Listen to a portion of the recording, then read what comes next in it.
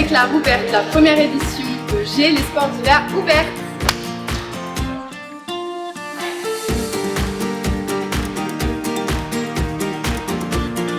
Bonjour Monsieur Gabreau, on est avec Monsieur Gabreau qui est donc le directeur de Géant, la galerie d'Albertville.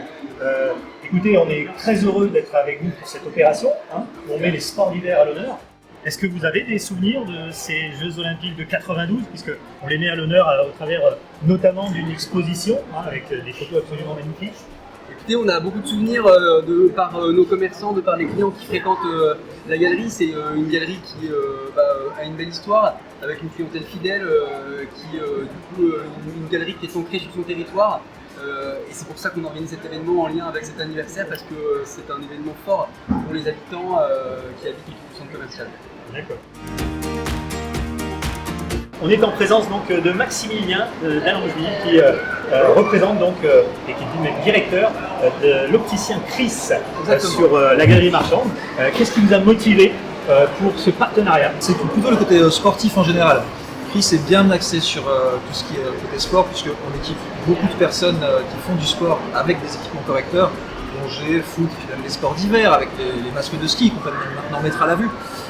Donc c'est surtout ça qui nous a motivés. Et puis on avait aussi besoin quand même de retrouver un élan de personnes qui viennent devant ce magasin. Donc l'emplacement c'est juste parfait, quoi.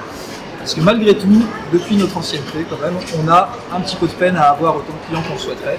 Donc ce partenariat en coule beaucoup de choses. Et puis pour le rappeler aussi, le côté sportif de Chris, c'est pas que l'hiver, c'est l'été aussi avec le Tour de France par exemple, puisqu'on est partenaire du maillot meilleur jeune. Alors vous l'avez remarqué pendant cet événement dédié au sport d'hiver, on met en avant les 30 ans des JO de 92. Ouais. Hein. Alors qu'est-ce que ça vous évoque? Est-ce que vous avez un petit peu des images de ces JO de 92, hormis la très belle exposition qu'on a? Hormis la très belle exposition, j'ai pas grand chose, que j'étais tout petit, hein. J'avais à peine 6 ans quand les JO sont déroulés ici. Donc moi si j'ai un seul souvenir, c'est plus des souvenirs de gosse, comme les pins de cette petite mascotte, la mascotte magique, ou alors cette magnifique combinaison grise argentée. Ça c'est des choses qui resteront toute ma vie. Très bien.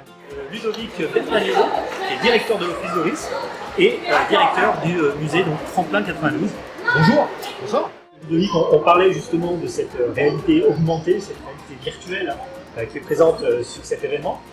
Est-ce qu'on retrouve ça justement chez vous, à l'Olympique, au niveau du musée? Tout à fait, ça fait même partie du dispositif immersif le plus impactant sur le tremplin et le plus intéressant, qui plaît le plus en général. Hein. Et ça c'est issu du parti pris qu'on a eu de vouloir faire vivre le territoire et de faire vivre les jeux, au-delà de les faire comprendre.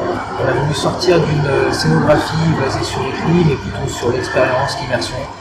Tout finalement, c'est le choix de ces réalités augmentées-là qui permettent vraiment de s'immerger à 100% dans l'expérience, dans les disciplines sportives, dans la découverte du territoire en parapente et autres. On en a d'autres sur le Tremplin 92, au-delà de celles qui sont présentées ici. Il ne faut pas hésiter à passer, simplement par rapport au Covid oblige, on n'est pas en capacité pour le moment de les proposer au public. Donc elles sont mises de côté, le site est de fait en entrée libre, mais on espère pouvoir les rétablir dans un futur proche. Croisons les doigts.